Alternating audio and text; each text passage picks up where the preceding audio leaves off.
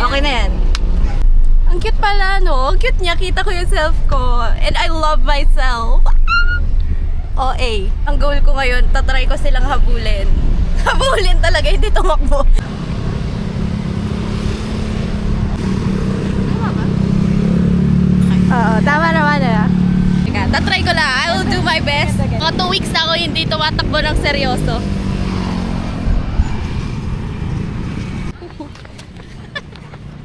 Ito ang aming ruta.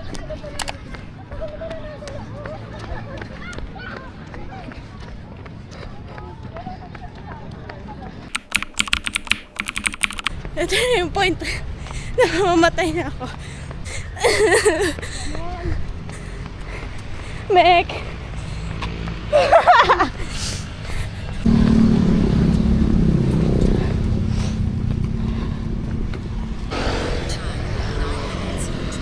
Okay, 1K. Ayoko na. Mek! 1K na ako. Okay. Ang pace natin ay wala na. Heart rate natin normal na ulit. Okay. Too late ko na na-realize na mali pala yung bra na suot ko ngayon. Ay, since nagsasabi na rin naman ako ng TMI, nagsuot ako ng napkin na yung cooling. So, malamig yung key.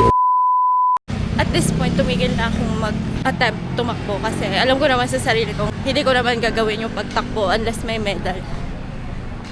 So, yung training ko is 1K na takbo. That's the rest. Feeling ko mamamatay na ako after the rest of it. So, ang motivation ko lang every time na natakbo ako ng mga fun run is medal. Ngayon, walkathon. Basta yung dumadating ng Nahihiya na ako kasi ang dami ng tao. Buti ang ganda ng lighting, no? Anyway, nasa na? Ay! Mga 40 minutes pa akong maglalakad. Ng 40 ng pace. So, we'll go walk. Gusto ko sana ipakita sa inyo dito kaso yun nga, napakadaming tao. The social anxiety in me is acting up. Huy! Okay, naka 2.5k na tayo. Oras natin ay 30 minutes. I'm still hurting everywhere. Ang sakit na ribs ko, ang sakit ng tuhod ko, ang sakit na. Ano pa? Ano pa ang pwede sumakit? Sakit na yung ulo ko, bewang ko. Ano na ako, sex bomb.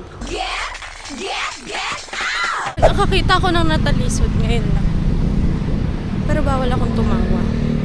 Kasi that's gonna happen to me someday. And it has happened to me before. Eto na! Hinahabol ko na siya! Nahabol ko na siya! Oh! 3K! 3K walk. May sinasabi siya. Ilang minutes pa ba? Okay, 20 minutes na paglalakad pa to. Ayaw pa nilang tumigil tumakbo. Ayoko na. Pagod na ako sa sarili ko. I'm so tired of myself. It's a joke. I'm joking. Grabing hair yan naman. Naka 3K na ako, pero 20 minutes pa bago dapat ako tumigil. So, isang ikot pa somewhere around the world. Talaga kapag may mga nakapasalubong kong tao habang nagsasalita, parang nahihiya ako. Ano ba ang dapat kong gawin para mawala yung hiya na to? Yung ganito, kalayo yung camera, tapos malakas yung boses. Hi guys! Welcome to my... Diba? Automatic siyang humihina. Parang, I'm such a proper and, demure girl. Okay, dito tayo dadaan naman sa ayoko. Joke lang, kasi maraming tao doon. Paano mawala ang hiya? Paano maging walang hiya? That is my question today. Dito tayo sa may park area dumadaan. Ang gusto ko dito talaga kasi parang feeling ko it's a very natural place. Ang dami niyang puno, ang daming halaman. Nakikita niyo ba yan? Tapos biglang may generator. Hindi na ako iikot dun sa may malayo pa. We are at the 1 hour mark. Ayan na, tapos na. Ayoko na. Tapusin ko na lang na 5K, sakto. Tatakbuhin ko na ba? Siguro naman tapos na sila, no? Naka-isang oras ni.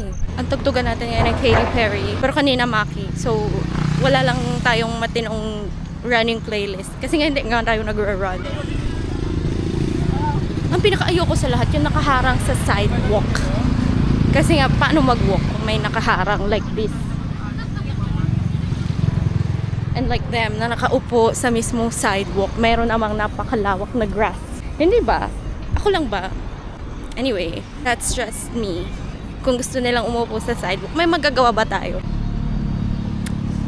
Dapat meron. Dapat na nakikita ko na yung liwanag. Magkaka 5K tayo pagdating ng sasakyan. Nakikita ko na sila.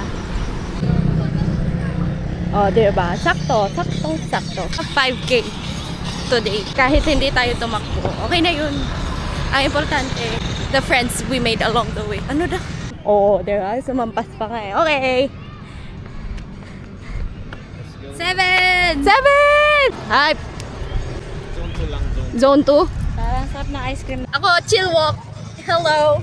1 kilometer ang tinakbo, pero hirap na hirap pa!